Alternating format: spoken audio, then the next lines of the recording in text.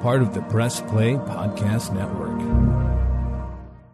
Look up in the sky, it's a bird, it's a plane, This is Jason J. Lewis, the voice of Superman on Justice League Action. This is Mark Wade, writer of Superman Birthright. And you're listening to the Krypton Report.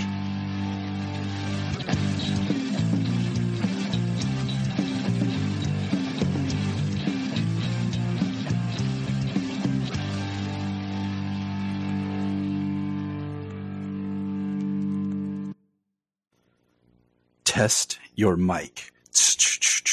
Test your mic. Mortal Bryan! Ah, that's right.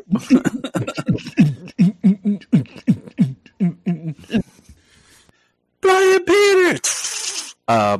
Welcome to the Krypton Report. I am Tyler, your host, the Superman of Blue, and with me today is my own Green Lantern himself, Bryan Peters. And he got a new mic, and we're testing it out for this podcast today. What's up, Bryan?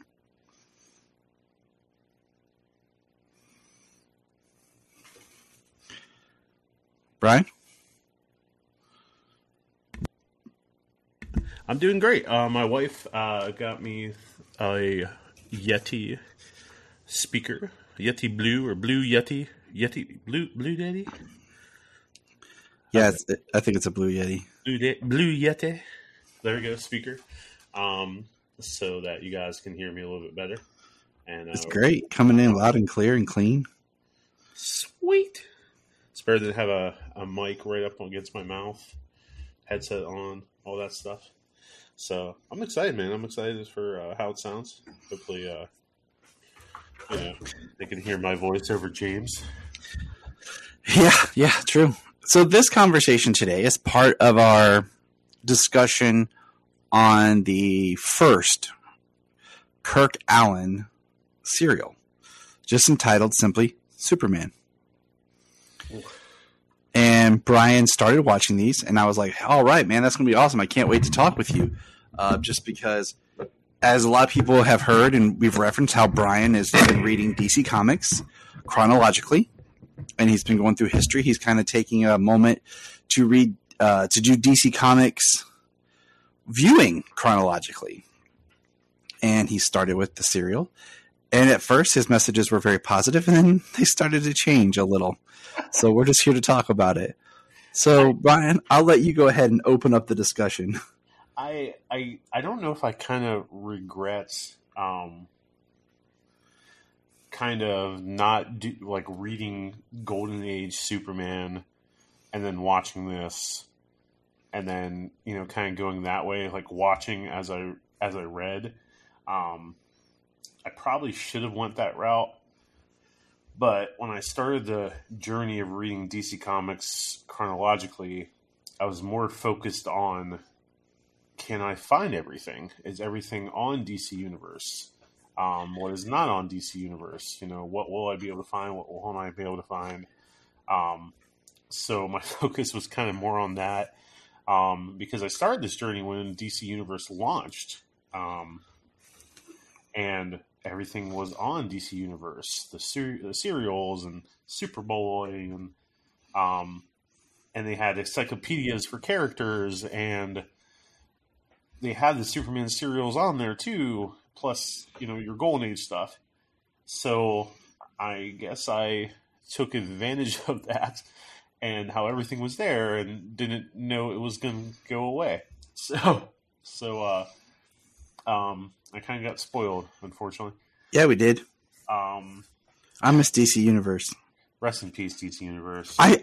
I'll tell you, I feel like I don't watch as much DC stuff as I did before, even though a lot of it is on HBO Max. Yeah. I just would automatically hit that DC and go, man. It's just...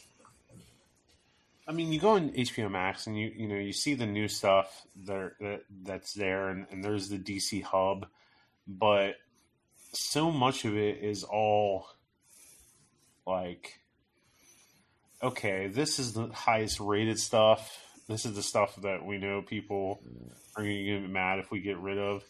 So we can't get rid of, The Dark Knight or Christopher Reeve's Superman. But of course, we can just drop the serials, no problem. We can drop Superboy. Mm-hmm. I would think in my head, let's keep the stuff that people may have not have seen, and then let's cycle the stuff that they, of course, just about everybody's seen. That I don't know. That would make sense to me. But That was part of the joy was I can go back and watch all the serials, all the George Reeves show, yep, all the old Wonder Woman stuff that I had seen bits and pieces of that I hadn't. And it's upsetting that happened. So how are you watching the serials right now?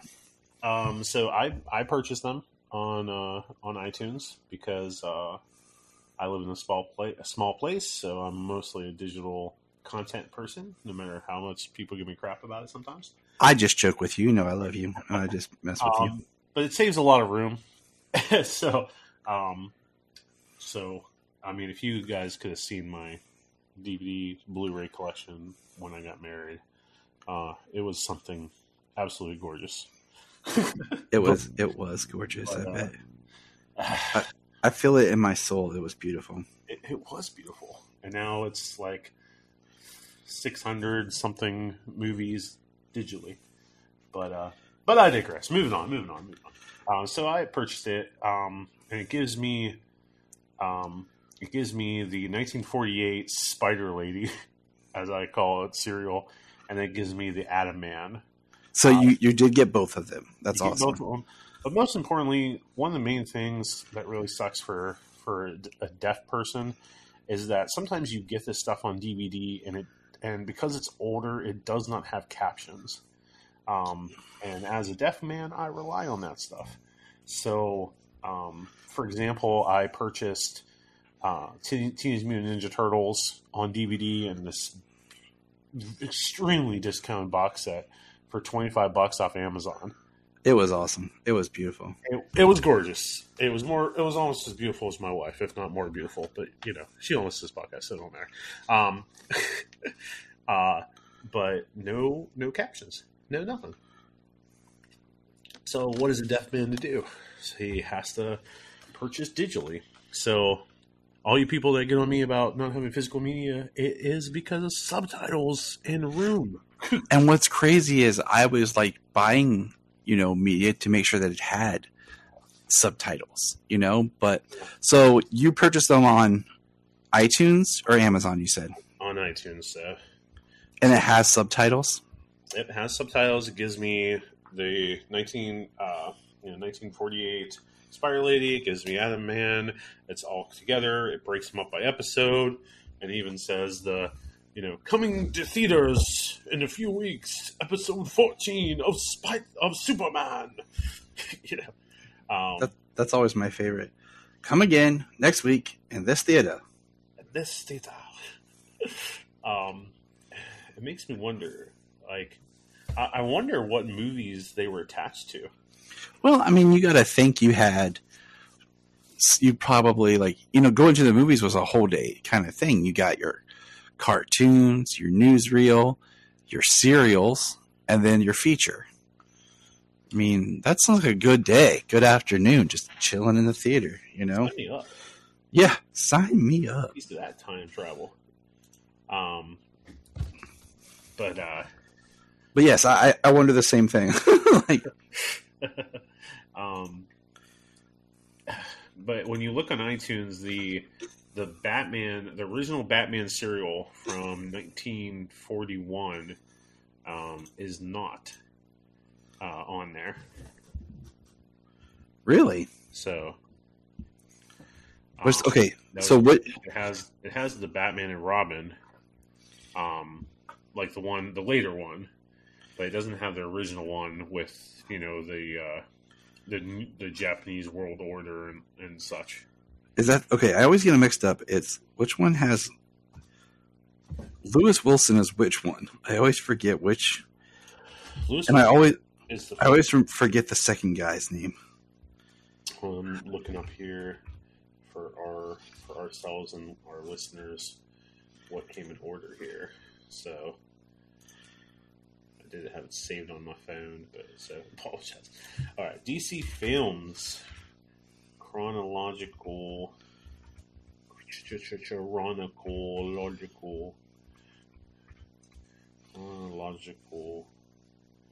Where is it?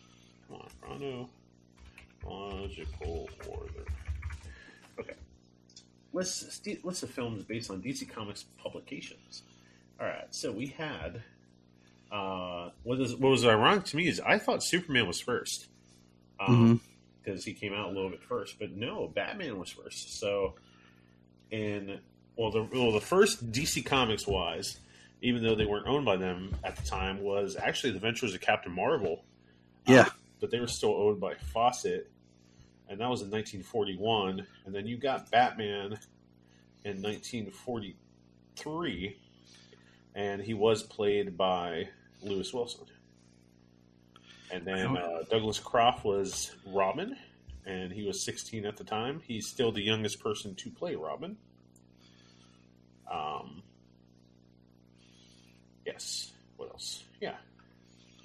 And then after that, we have Batman and Robin was actually 6 years later, 1949, and Croft did return as... Oh, no, he didn't return.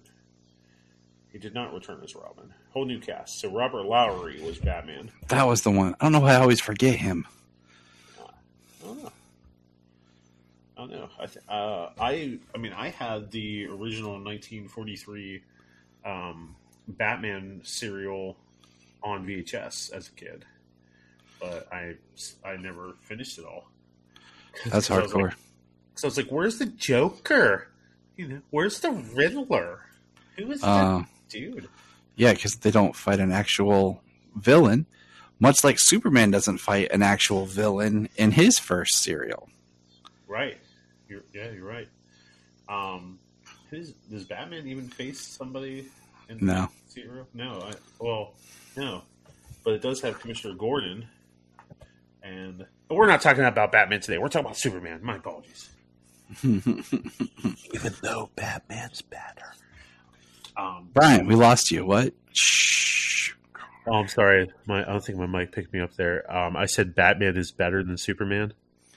Did you get that? Yeah. Okay. And then Bryan got lost in... What's that? Oh, that's the truck pulling above I Don't Care. Well, anywho. Okay, so in 1948, we got the first Superman serial. It was 15 parts. Which is way too long. Way too long. Oh my gosh. So long. I think what made it so exhausting, like when it first started, I was like, okay, all right, we're getting somewhere. But then I think when I got about around the halfway mark, like episode 7, I realized how much it repeated things. Yep. and it just got really exhausting. Now Superman is played by Kirk Allen, and what do we know about Kirk Allen? Tyler, you're the Superman historian. What do you know about Kirk Allen? Kirk Allen was a professional dancer. He already had contracts with Columbia and appeared in other of their serials. So he was naturally just brought in to play Superman. This is the first live-action on-film Superman, second person to don a Superman costume, as we had... Oh my gosh, his name just escaped me. Who was in the World's Fair? Yeah, I didn't even know about that until you showed me that video the other day. The guy. Dude. I know this, and like if I hadn't been sitting here talking, I would have remembered it. But well, sorry. Now I just blanked. Dang it! Long days of work and children. What the heck was his name? The dude in the float. But yeah, the guy. That was technically the first physical embodiment of Superman. And in that clip you showed me, you only see his back. Like you don't even know. There's like little bits of footage that's very hard to find, very hard to see. Because I mean, it was 1939 World's Fair. Like, you can just pull out your cell phone and record. That's funny. Ray Middleton, that's what it was. Milton. Okay. All right. Did you know that Kirk Allen? Okay. The first. I'm going to count Kirk Allen as the first live action Superman. Oh, he totally is. Is that fair? Psh, I mean, that's anybody. That's like James, dressing up at some Comic-Con. That's what that's the equivalent of. It doesn't really count, but it's a magnificent sight to see it. It is. So Kirk Allen was actually born John Fego Jr. John Fego Jr. was his real name. He's known mostly for the Superman serials. He played Superman once again in Adam Man vs. Superman, which we'll talk about once I finish it. Yep. He also played a DC Comics character. He played another DC Comics character. Can you name it? I can. You cannot? Yes, that is true. Unless you're counting Clark Kent, and that's cheating. No, no, I wouldn't get that right. He actually played a Black Hawk. Oh, I remember that now that you say that. Which was first published by Quality Comics. It later would be published by DC Comics, and it was a Black Hawk serial by Will Eisner. So I did not know that. And he also played Sam Lane in Superman the movie. Yeah, I did know that. And I was pretty sure that wasn't the one you were talking about, so I was trying to dig deeper to think if I had missed something. I did not know that. And it was Dr. Sam Lane that he played, because he had not yet become General Sam Lane yet. I did not know that. Kirk did... Kirk, he said he was a dancer. He was a chorus boy for Broadway plays. And what else? Okay. Alan, in an interview with Alan, talking with the producer, he said when they asked him to play Superman, he said, "I thought it was a publicity stunt. I didn't think you could ever put Superman on film. They brought the people from DC Comics over and they said, 'Hey, he looks just like Clark Kent.' It said, 'Take your shirt off.' Ooh. So I did. I flexed my muscles. Then the guy said, 'Take off your pants.' I said, 'Wait a minute.' I was 37 when I played Superman. I picked up that girl and ran up that flight of stairs like it was nothing." Huh. That's cool. I think he was the oldest actor to ever play Superman. Yeah. Very, very interesting. He's 37 playing Superman. 37 plays. And now we have 25? Wasn't how old Brandon Routh was when he played Superman?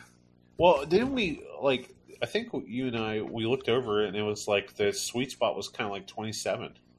Yeah, it eventually gets to be there. I mean, in modern day, that makes sense because you want the actor to have the longest run possible of being able to play a character. Right. How old was George when he started? Man, I knew that. Let me look this up here. Sorry, listeners. We're researching a little bit as we're going. We apologize. Interesting. He was 45 when he died. Yeah, 45 when he died. Showing the source film, chosen films. Okay, hold on. Well, Superman and the Mole Man would be considered a short film, I assume. It's considered a feature film, even though it's short, because it was released in theaters. It's technically the first Superman movie. Oh, really? Okay. It's weird because it exists as this weird nexus of, because it's the first time they tried to do a movie, because Adam Man and Superman's the last, it is one of the last serials, because then they were just going to do features, because TV was coming up. So Superman and the Mole Man, 1951. George Reeves, he was 45 when he passed away. He was born January 1914. He was born George Kiefer Brewer. And When did he? Okay, in 1951, he was offered the role of Superman, and so if it was 51, he was born 14, so he would have been 30. He died in 59, right? He died in 59. So 45 minus 8. God, we suck at math. 51 minus 40. Yeah, it's 37. 37, yeah, like you said. Yeah. So he's the same age as Kirk? So, yeah, he was the same age as Kirk. You know, I think in the Golden Age, you know, in the Golden Age, they were more focused on Superman kind of being this, like, tough guy. You know, this kind of older gentleman, kind of could be your dad, if you will. You know, yeah. Like, I kind of feel with George, and I'll get to Adventures of Superman soon, but I feel with George just has this presence, or this gravitas, that when he enters the room as Superman, you feel like you're going to be okay. Yeah. Like he is the dad that you wish you had. And, you know, nothing against Kirk Allen. Oh, you know, I mean, he's the first. He paved the way. But he just felt like a dude playing Superman dress up. Yes. And you know, in the 1940s for serials, like, they kind of just run into each other, and then the action scenes a lot. They just run into each other. They throw, like, ridiculous punches. Perry White even gets in a fight. Perry White never leaves his office except for that one scene where he pushes the guy. For the rest of the time, he is in his office in that chair. and then the guy punches him, like, or gets him out the window, and he's hanging on the ledge, and Clark saves him from the ledge and pulls him up, and like, that should be it. Like, you have a job forever. I'm never going to yell at you. You saved my life. But, you know, this is Perry. So let's talk about interesting differences in the mythos here. So let's go to the beginning here. Okay. So probably the coolest, best Jor-El ever, I think, maybe. You think that's the best Jor-El ever? No, wait, I'm wrong. Never mind. I'm getting them mixed up. I think you mean Marlon Brando? No, he's not a great Jor-El at all. Shut up. He's the greatest Jor-El ever. No, he's not. Okay, why is he not the best Jor-El? First of all, he can't pronounce Krypton correctly. Second of all, it's Krypton, thank you very much. Second of all, Jor-El's supposed to look like a young Kal-El. He does not. Marlon Brando's not like he's Christopher Reeves. I've never liked the white hair on Jor-El. So, he's not the worst, but he's not my favorite. I'm trying to see who played Jor-El. Trying to look it up here. Okay, all cast and crew. Kirk Allen, Conrad, Elise Morgan, Martha. Okay.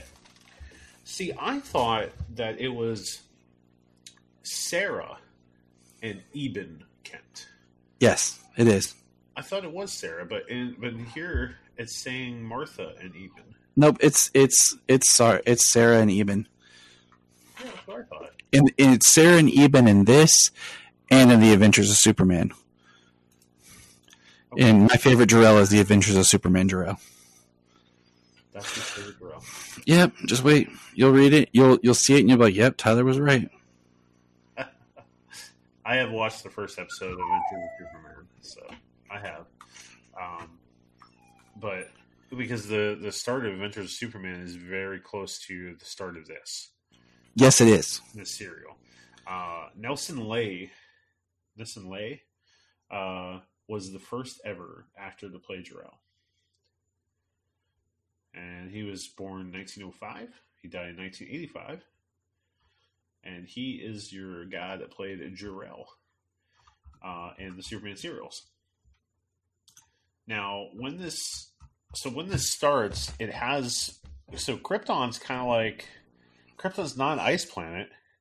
It's a planet that looks a bit like our own. You mean like they just pointed the camera outside because they were filming in California and they just used the countryside? Yes.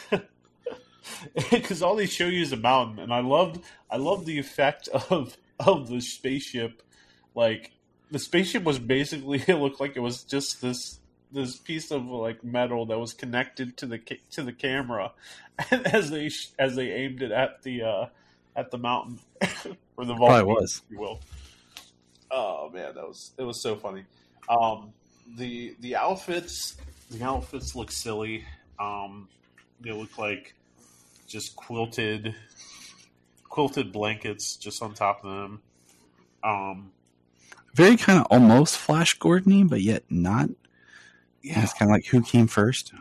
Yeah, they did have a Flash. Yeah, they had a Flash Gordon vibe to it. Absolutely. What did you think of those outfits and that, like the Kryptonian Council? I mean, one thing is I'm going to give it, the past that this is so early. This is like 10 years into the Superman mythos. But then you go back and read the comics, and there wasn't a whole lot. We had the comics, and then we had the dailies as well. But there wasn't a whole lot ever devoted to Krypton yet. So it's okay. It's passable, for what they were trying to sell. But it doesn't, because nobody's went back, looked at these, and be like, I'm going to inspire me to do my modern take on whatever. So it's not really held up, We discussed many months ago, and I'm still trying to put it all together. The history of Krypton, yeah, and how it's looked and how it's changed, and I've been meaning to ask you, and maybe we'll definitely talk more about it when we get to that Krypton episode. Do you like Krypton being more Earth-like, being more kind of futuristic, a la Man of Steel? Do you like it being an ice planet with some futuristic capabilities? Like, I haven't watched all of the Krypton show. I know because I suck. It's okay. We still love you. What's that? I said that's okay. We still love you. No, you don't. But how do you like your Krypton to be? I like the icy kind of crystal is a visual, like great visual reference tool. Mm-hmm. So I really like the way they found a nice balance in the Krypton TV series. They found a way to kind of blend what had been done in the Donner films as well as in Man of Steel. I like that. I don't like it to look too much like Earth. It's supposed to be alien. Yep. So I like it being a little bit different. Yep. See, I guess I like Silver Age. I like it being an ice planet. I like what Donner did. I like it being an ice planet, and the reason being is because for the majority of the time, the Fortress of Solitude is an ice palace. It's made in the Arctic. It's made out of all ice and crystal and has all these base and stuff. So I guess my rationale in my brain is, well, why did he go to the Arctic? Because the Arctic is the closest thing to Krypton he's going to get on Earth. Exactly. So that made sense for me. Now I know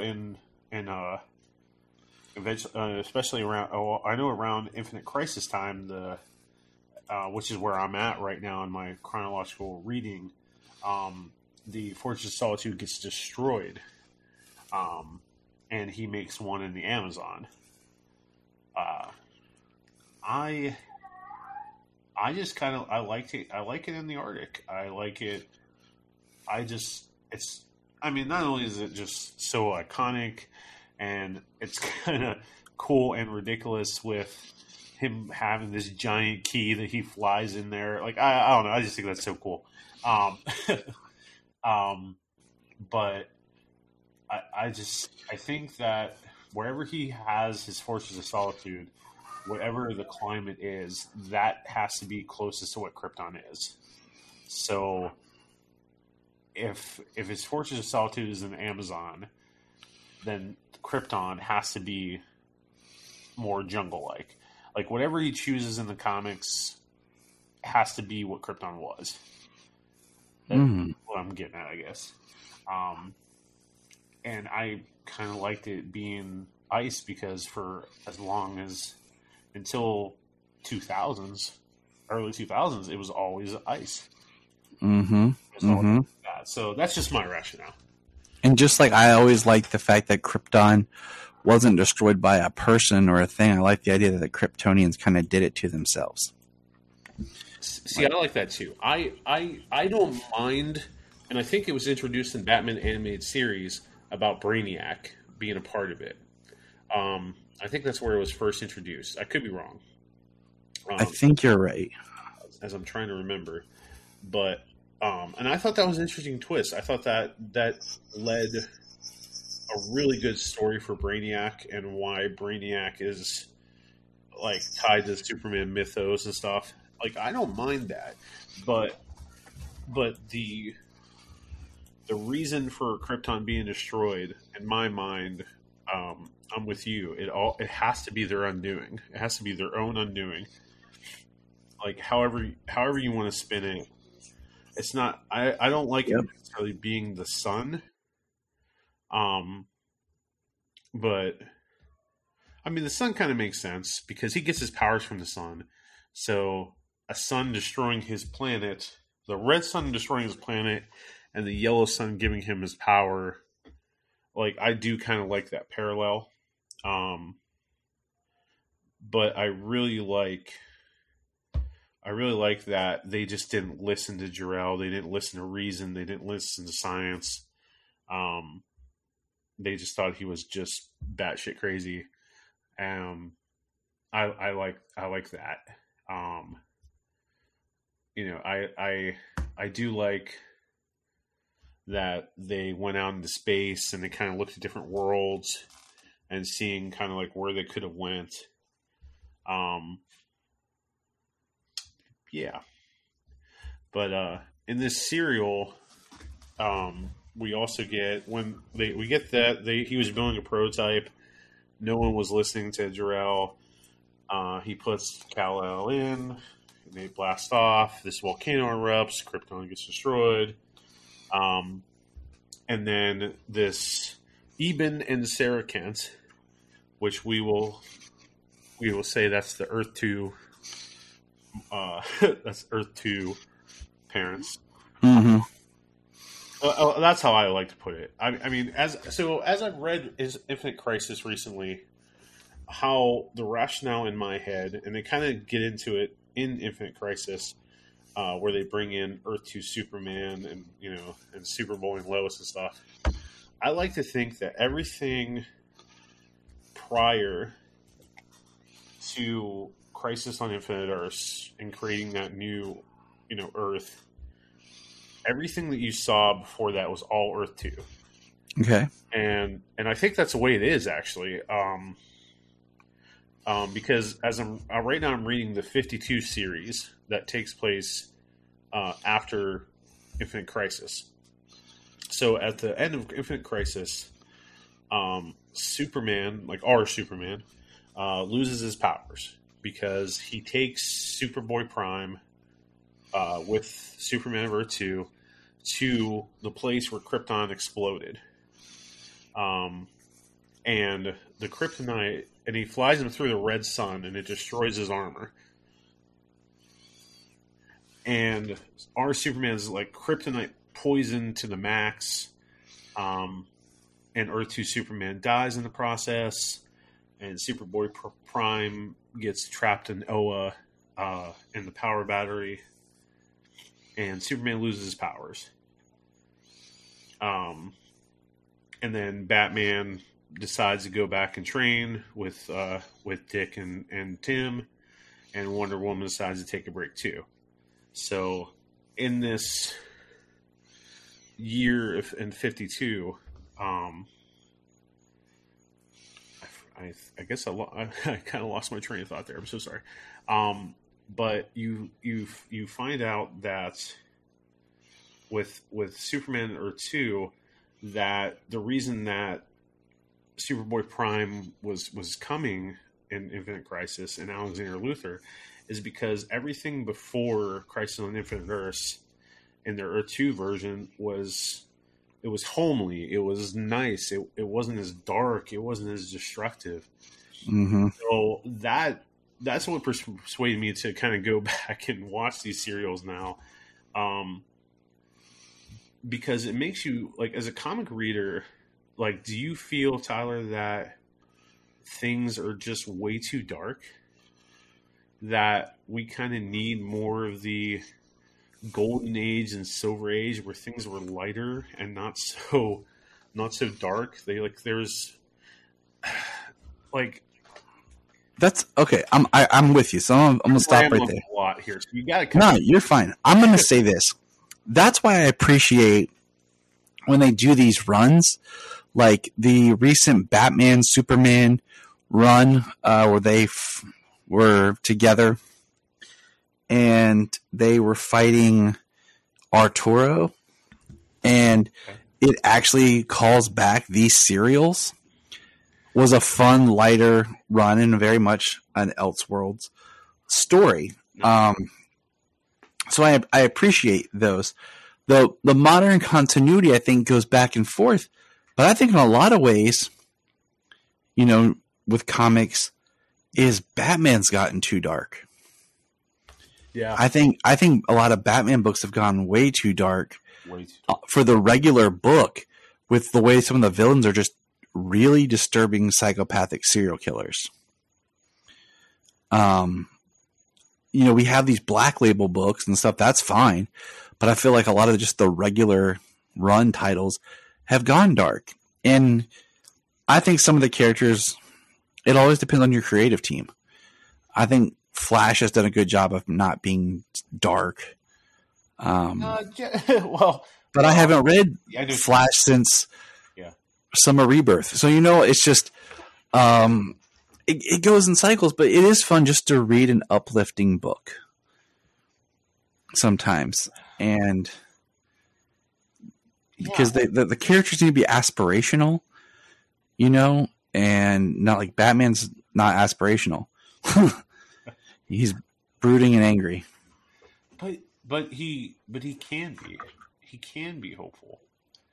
And it's kind of like similar how I feel about the movie The Batman. Like, I enjoyed it, I liked it, but it is dark, and it literally is dark. It is one of the darkest movies I've ever seen. I seriously needed a flashlight to watch it. And I'm like, we need something that I hate saying kids because I don't want it to be kiddie, but we need entry points for these characters for our younger people. Well, I mean, and there's nothing more exciting than seeing your heroes live action. Mm-hmm. I mean that's why for me Infinite Crisis was so good, because so just to recap, because I know I'm rambling, I'm trying not to ramble here. So if you're I know the point I was trying to make with 52. I'm so sorry. I'm sorry, everybody. So in 52. In that year after Infinite Crisis, Dan Jurgens, who is, in my opinion, one of the greatest comic writers of our time, Dan Jurgens does a history of the DC universe. So as this year is going away, Donna Troy is up in space. Donna Troy has just been reincarnated again as this moon goddess thing. Called Troya, and she now has Harbinger's orb. Mm-hmm. And Harbinger was the Monitor's kind of like assistant in the original Crisis, and this orb contains all history of DC. It retains all the history, all the changes, everything that's really happened, and this orb is kind of telling her basically everything that's happened in the way. And it goes and says how heroes started to not trust each other because of identity crisis, how Batman got more paranoid, how all this happened because in Crisis on Infinite Earths, Earth 2 Superman and Lois and Superboy Prime and Alexander Luthor from Earth 3, they are kind of put themselves in the paradise area to kind of live between the universes, and they have observed everything that's happened from Crisis on Infinite Earths all the way to Infinite Crisis. And all that's happened in there is how Jordan goes psycho. He kills all the people, all the lanterns. We see Superman die. We see Batman's back break. We see Batman get super, super, super paranoid. We see Wonder Woman kill people. And the whole point of them coming back and Infinite Crisis is that they're going to wipe out this Earth that they've created and bring back Earth 2 because it was a little bit more hopeful and not as dark and horrible as the Earth that they have left come. So this was pretty intriguing to me because I look at our world today, Tyler, and I'm just like, where is the hope? Yeah. Like, is our world too dark? And I'm sitting with my wife today, and she said something like so profound, and I think she's probably going to try to write a novel about it because it was such a interesting concept. She basically said to me that what if there was a story, or what if in real life, that the government and the world was putting out so many violent things and over-sexualized things and dark things and depressing things so that you would actually be so desensitized to violence and all these horrible things that they were actually doing this so that you as an individual would lose hope. Yes, my wife is that smart. Like, so just think about this. So, we see child shootings all the time, school shootings. We have such TV shows, HBO, whatever. The most popular shows that they're out there are usually full of violence. Things such as sex, which should kind of probably be seen as like private time between two individuals. We're kind of desensitized to it, where it's not that big of a deal. Dirty humor is kind of like been a norm. We're all desensitized to it. I'm not judging anybody here. I need you. That needs to be important because I laugh at all that crap too. but like the world is trying to take away your hope.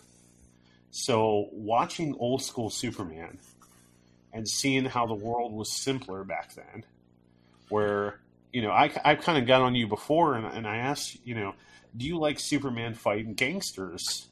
Yes. Or do you like him fighting Parasite and Metallo and... Well, see, I wouldn't even take them. What's that? See, I would even put them like... I personally don't like Superman when it gets to the point where he's off planet and out in space. I like the idea of always keeping that level of him being an outsider and him being on Earth, and the idea that this alien outsider is doing normal, regular things. Like, I love him fighting gangsters. I love him taking on criminals like that. I love, and then you have the supervillain that steps up like Metallo and Parasite. I love all that. I'm not a huge fan of when it's like he's off on this planet doing this, because then to me, like him out flying in space, I'm like, you're farther from the yellow sun. You're now extremely vulnerable. Yep. Because how do you recharge if you're a solar battery? Thank you. So I'm not a fan of when he leaves Earth because if he goes back to Krypton, he's like when he goes into Kandor or whatever. Yeah. Because I have a love-hate relationship with Kandor. Like I think it's cool to me, Kandor works great as like an Elseworld tale almost. Okay.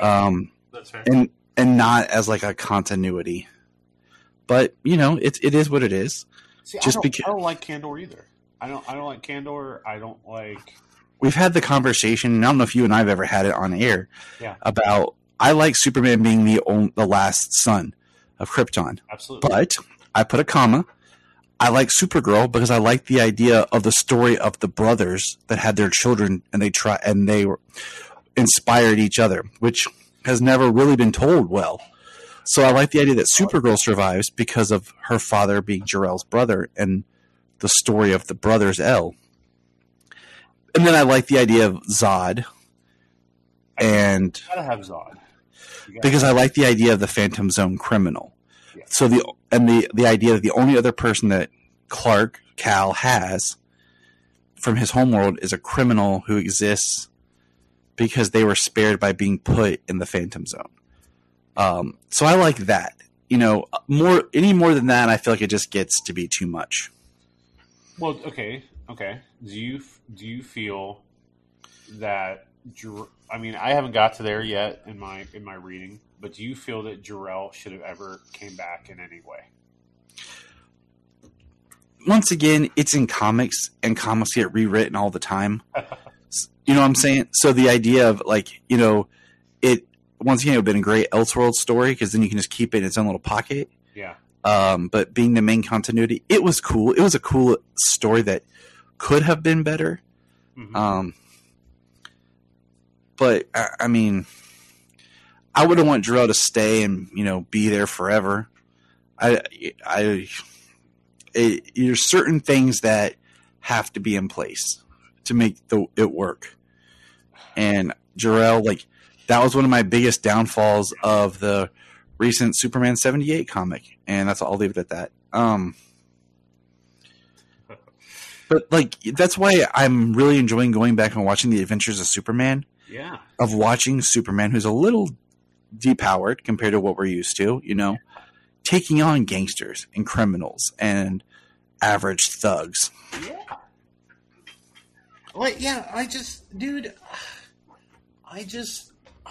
I have been thoroughly enjoying, I have enjoyed all of it with the serials, but I like this going back to a simpler time. Like when I was a kid, and we talked about this today, you and I, about the gaps in between when we got new Superman actors. Yes. We got new Batman actors. Well, new projects where gaps of time, because as we looked at some of them, if we were just keeping it in live action and not always, like with Superman, for example, if you look at the Christopher Reeve, we have Superman basically from 78 to 97. Not something every year, but you have Superman, then Superman 2, and that's still going, so you don't count the time between films, No, you can't. It's the same person, it's the sequels, but you look at the year was set 87 when Superman 4 came out. Yep. 88 starts Superboy. Superboy ends in 91, right? And yeah, 92. And then the next Superboy end in 92 when Lois and Clark started. Yeah, Superboy ended in 92. Lois and Clark started in 93. Okay. Superboy was canceled because they wanted to make Lois and Clark. Yeah. And then Lois and Clark went to 97. So technically, you had this continual thing, but as you pointed out, was from when George Reeves passed to Christopher Reeve. There's 20-year gap. And I brought it up to you. Was there a 20-year gap because of the death of George Reeves? And they didn't want, and they were worried about that image, or they were worried about why was there such a gap? Is it comics code? because Comics Code was just starting there. That late 50s, early 60s stuff around there. It was just starting to take shape. So, was it kind of that? Do you think? I would say part of it is one, just the they tried to make the Superboy TV series. Okay. They filmed a pilot. Yeah. It didn't get picked up. Super Pup was god awful, and I praise Jesus it was never picked up. Say that again. Superboy was god awful, and I praise Jesus for it never being picked up. It was. I just, there wasn't the, we're in such a quick reboot culture. It's easier to reboot and start over than it is to continue. Also, our appetite is strong right now for these properties compared to before where it wasn't. So it was, the mindset of, and I compare this to listening to my dad talk about, they're making another Batman again, is, his idea is, they made a Batman. Okay, that's it. We're done. There's a Batman movie. Time, like 20 years go by. They're doing a new Batman. Okay. That's cool. Like, it's been a long time. And now they're like, shortening the window. And, to really look at the evolution of character, as you and I discussed, it's better to look at, say, The Dark Knight Rises to The Batman than it is to try to look at Ben Affleck in the middle, because that's mucky and there was, things that kind of went over. And if you look at that, that shortened the window even more, because if you want to be technical about it, we have 2012, The Dark Knight Rises. The next Batman is in 2016. That's 4 years. And then technically Ben Affleck's Batman ended in 2021, but yet still kind of going. And now we're going to have, in 2022, we have the Robert and Pattinson. And that's a weird conundrum we've not had on screen ever. We have had, instances of TV and movie overlapping with Smallville and Superman Returns, and then Tyler Hoechlin and Henry Cavill in 2016. So this, so yeah. So, and like I told you this, and you're going to get there here soon. You look at Superman, the last Superman serial was 1950. Okay, yeah. In 1951, we have Superman in the Moment, which was going to be a TV pilot made into a movie. It's very weird. But Superman in the Moment was originally offered to Kirk Allen. He turned it down because of more money. George got it. George would go on to have a series, and that became the first Superman series. So the things, shifted right there. And it makes you wonder, had Kirk taken it, if it would have gone as a movie or not a TV series. So it's interesting how they took that property and so quickly rebooted it. It's like the first reboot. Kind of. Yeah. Because, Batman, that whole Batman different actor thing, it was a soft reboot, I guess. But when we get to the first season of the George series, we have a new Lois. We have a new everybody. So, yeah, it's the first hard reboot. Yeah, because, okay, so I'm trying to remember who played Lois in that first season. The first is Phyllis Coates. Phyllis Coates did it in the first season, and she did it in Superman in the Moment. Yes, and then Noel comes back in season 2. And why does Phyllis leave, though? I don't remember. Like, I haven't been able to really find anything that's told me. Well, Noel's just fantastic. She is so sweet. I just want to give her a hug and hang out with her. And wait. She is my favorite part of the next one. So just wait till you get there. Okay, so back to this hero, because we've gone off on so many tangents about Superman.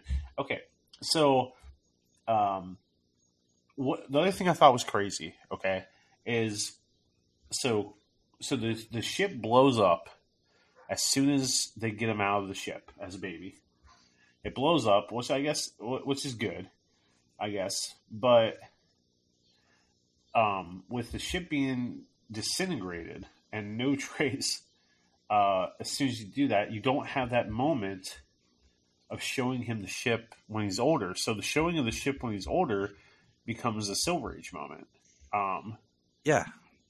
I mean, Silver Age was all about the sci-fi. You know, it's very much removed as much as you can with this. Yeah.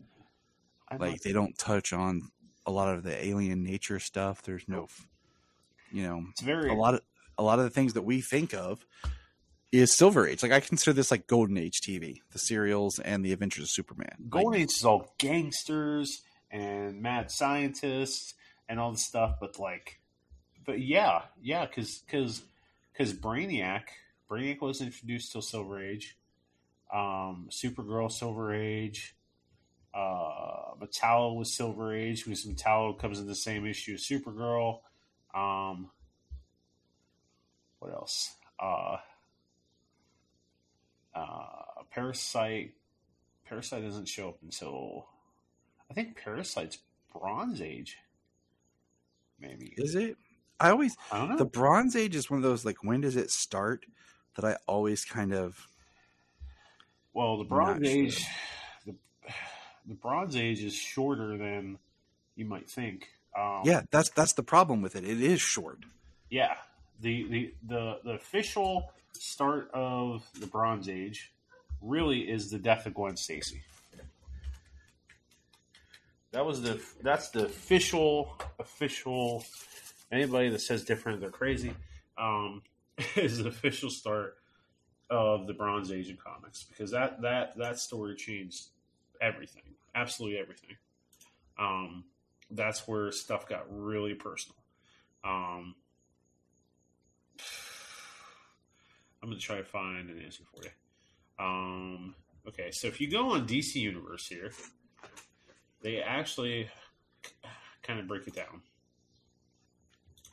of what the ages are. At least they try to. So if we look at date range here, comic series. Okay, so we look at eras. So eras, according to DC Comics, the Golden Age is 1938 to 1956. So your Golden Age started with Superman, and the Golden Age ends when Barry Allen becomes the Flash, and that starts the Silver Age. That makes sense. And then you get the Hal Jordan stuff. Yep. And then the Silver Age goes from 1956 to 1971, which is fascinating because Christopher Reeve's Superman shows up in 1978, and 1978 is the height of the Bronze Age. Well, I mean, we all know that when we interpret live action, when they take from like the current comics, it's always just slightly behind. I mean, let's look at, for example, Zack Snyder's Affleck Batman, heavily influenced by Frank Miller. Frank Miller is all the late 80s, and it even helped influence Batman, 89, somewhat. But I wouldn't say it was a complete, influence from Miller's work. So, I mean, and then how much stuff are we still borrowing for our different shows and stuff from the New 52 when the New 52 isn't even a thing anymore? So, it doesn't surprise me that, the script writers and everything that they're taking from the comic books would look a lot at Silver Age type stuff, because that was the cultural norm, so to speak, because it had been the past history than what was current and being on the shelf at the moment. So, but like you said, we do digress. Let's look at some of the characters. Yes, please. So just break down your thoughts on Kirk Allen's Clark Kent. Go.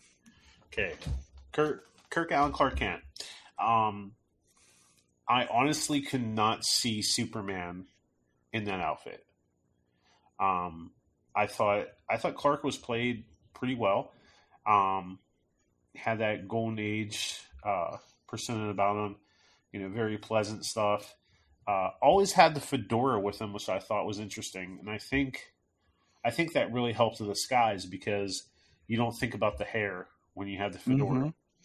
The glasses were oversized, and it kind of made me chuckle because I had just read Jeff Johns' Secret Origin, and with the oversized glasses, being part of the ship and stuff, and I like the oversized glasses because it really does help the secret identity. I didn't like how Clark was kind of always at his desk.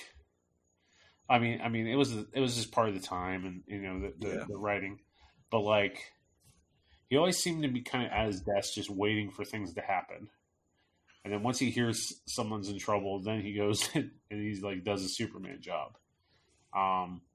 But I want to add too. I thought it was really weird how they how Sarah Kent hands him the blanket that was, the outfit that was made out of the blanket. I've always liked that touch in Superman lore. But then, like, he's an adult. He knows he's Superman. He knows he has powers, and then it just says, and his foster parents suddenly died. Yeah, in the same suit that he was just wearing as he leaves the house. Yep. For a train, and it's like, and when it always confuses me, because I was like, was he in was he in Smallville, Kansas when he got on the train, or did he get off at Metropolis? It's very weird. Yeah, that was so weird. And I thought it was really interesting how all the special, like all the big Superman, the special effects was all animated. I thought that was pretty darn interesting because just a few years later, like all the special effects with George flying was just, was him kind of on wires. Well, I mean, I look at kind of how we use digital animation now for a lot of stuff. Yeah. And we still have like them on wires, just now it's all green screen wires, Yeah. They just did it the way they could back then. And there's some cool, what was neat about watching the serials back to back was there's some cool advances that happen in between the two serials. Yes. So, what did you think of Kirk's Superman? I can really see that he was a dancer. It's a lot of jumping around. His outfit really did. I think you said it best, and I totally agree with you. His outfit just seemed like a kid playing dress up. It seemed awkward at times. And he didn't have, like, the curl was there and stuff, but he didn't have a presence about him. Mm-hmm. Like when he showed up, I didn't feel like Superman's here. Yeah, that Superman's here and crap's gonna get done. Like, he didn't have that oof, if you will, for lack of better. Mm-hmm. Oh no, I'm with you. I mean, he wasn't. I mean, it wasn't atrocious. No. It's just, yeah. It's his Superman and Clark. It just didn't have that oof. And the thing that made me laugh the most is when you get to the last episode, finally, and they had, the Spider Lady has his kryptonite. He says, "Oh, it doesn't affect me because I'm wearing a line of lead under my suit." I'm like, are you freaking kidding me? You're not wearing it on your face. You're not wearing it on your hands. And why aren't you wearing this all the time for the rest of your life as Superman? If that's all. How did you like when he revealed himself to the guy and he's like, turn off that light. And he like starts changing his clothes in the dark. Yeah, I'm glad you brought that up because I wanted to say it to you. Okay. So when Kryptonite's introduced, he shows that scientist that, hey, I'm Clark Kent, I'm really Superman, and if you don't destroy this, it's going to kill me. That really bugged me. It was hilariously awkward. Yes, turn off that light. And then the guy's listening outside the room. It's like, oh, what's going on there? They got the light out. It's a little time with the doctor and soups. Yeah, it's just, it was really awkward. I mean, I could somewhat understand it because Like, how are you going to explain that you passed out and that the importance of getting rid of this kryptonite? But then it's kind of all ruined by at the end where he's like, "Hey, I'm wearing lead under my suit. Like, why did you have to tell this doctor that Clark Kent was Superman if you could have just made a lead suit to protect you after that incident? Because you did it anyway." You know? Yeah. That was weird. Noelle. So moving on to so Lois, Noelle Neal. Noelle was great. Like, I mean, she was the damsel in distress more than I would like in my Lois. But that's Lois of the time. It was you know. Yeah, I know. But think about how much, like, I thought about this, the context of her being a woman in the role that she is, how much progressive Lois is. Oh my gosh. There's no other woman like Lois in the 1940s. You know? Like Lois going out, like I liked Lois. I always liked the part of Superman lore of Clark beating Lois to a scoop to get the job. I've always liked that. I like a Lois that she'll do anything for the story no matter what. Like that's Lois to me.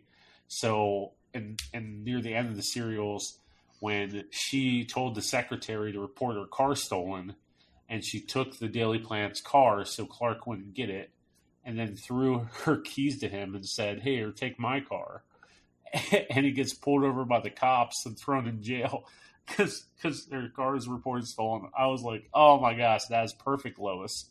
That was the best. That was my favorite Lois moment. Favorite because it was so underhanded. That was great. That was comedy that was needed. I thought Jimmy. I can't remember who played Jimmy. What the heck is it? Jimmy. Who played Jimmy? Yeah. So Tommy Bond as Jimmy. He was a lot more confident of a Jimmy. I just felt like he would be like the Jimmy I'd find in a back alley beating people up for information. Right. He seemed a lot tougher than any Jimmy I have really seen since. So that was interesting for me. That was a little different for me. He did a pretty decent job. I was a little. I laughed a little bit because in one of the serials, Jimmy's in this box that's supposed to have some mineral in it, even though this thing is so ridiculously oversized. And how can you not tell a man was in it? But he gets shot at.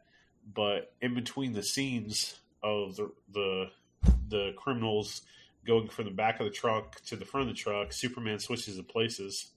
Like that was kind of funny. Oh yeah. But this Jimmy was pretty decent, man. I was I like Jimmy being a little bit more confident, but so that was interesting. The Spider Lady, dude. Let's talk about Spider Lady. Okay. Is she not one of the worst Spider-Man or Superman villains ever? She is horrible. Her best thing is when she changes her wig. Yeah. So when she took off the blonde wig and she ended up being a brunette the whole time. That was her best trait. That I cracked up, and Jen was like, "Well, blondes have more fun, and that's why she had to put it on. That's how you lead an empire." Yeah. But like her reasoning for needing the reducer ray was to blow up a prison to get two of her guys out. Yeah, sounds about right. Like that made no sense. She would wear a mask. When someone came into her hideout, she would wear a mask, shine a bright light in them, ask them for questions, and then when they gave her what she wanted to know, she would turn the lights out, take the mask off, and never wear it again. So, okay. So what I'm hearing is you really missed having the regular villains. Yeah. I mean, how did she become queen of the underworld? That's like that makes sense to me. It's one of those things that try not to look at stuff through like too much modern lenses. You know, like I feel like when we we get so caught up on stuff. It's like, yeah, this happened and this happened. And we forget that, okay, we got to look at it how they just, people just went with stuff. But would you recommend this serial to Superman fans? I would.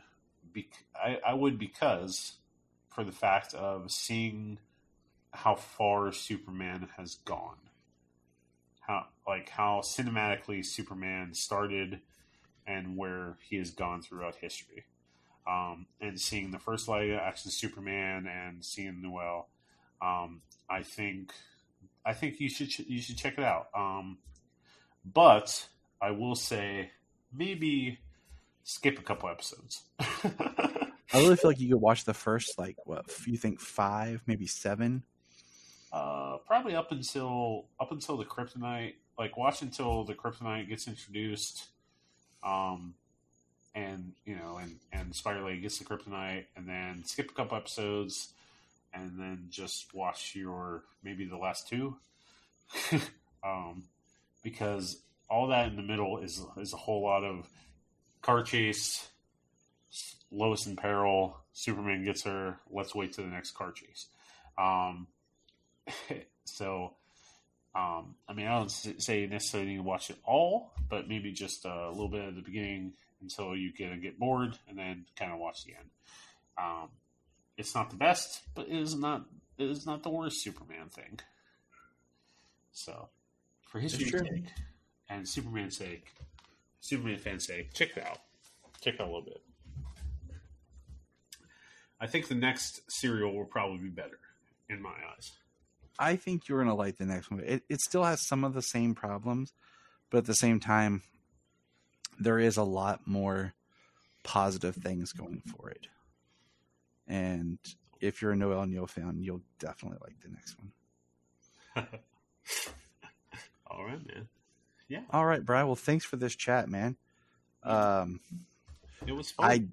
We're going to chat. We'll chat more in depth after you watch the second serial. Sure. Because we'll be able to look at the serials as a whole, because there's so much of it that I don't remember what happens in what, because there is so much redundancy. Yeah.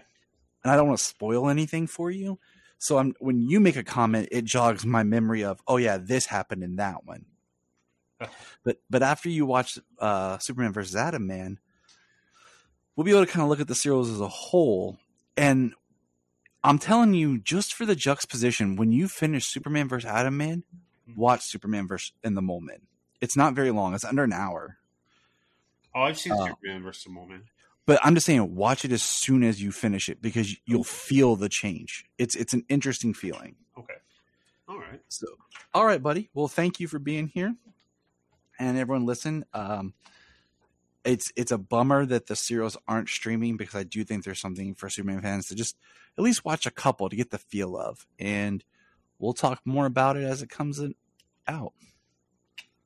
Well, so, Bryan, where can people find you online? You can find me online on Twitter at Manchild of Steel. And you can find me on the Krypton podcast every once in a while. But mostly you can find me at Manchild of Steel on Twitter.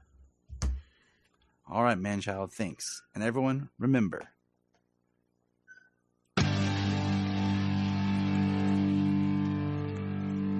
Look up in the sky. Yes, it's me, Sailor. We just want to say, if you've enjoyed this podcast, please check out other podcasts on the Press Play Podcast Network. Remember to check out Krypton Report on all social media platforms. Go to linktree.com/Krypton Report. You find all of our information right there. $1 a month, you'll get extra special content that you don't get on the main show, like movie commentaries and whatever else comes out of our mouths.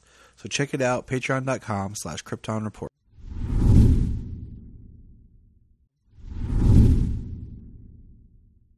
We're going to press pause and hear a few words from our other podcasts on Press Play Podcast Network. Hello, Brooks here with the Books with Brooks monthly book club podcast. Here's how Books with Brooks works. We read one book a month, and then we talk about it. classics like Stephen King's The Shining, debut novels like We Are the Brennans by Tracy Lang, and tons of other compelling, life-changing stories, one book and 1 month at a time. So come read along with us and then listen in. If you are like Tyler and James and can't get enough super talk, check out these other podcasts. Digging for Kryptonite, Supergirl Radio, The Last Sons of Krypton, the Superboy Legacy Podcast, All-Star Superfans, Superman the Animated Podcast, The Aspiring Kryptonians, Always Hold On to Smallville, Caped Wonder, The Geek of Steel, and Truth, Justice, and Hope Podcast. This is Dan Jurgens, and if you want to have a good time, keep listening to the Krypton Report.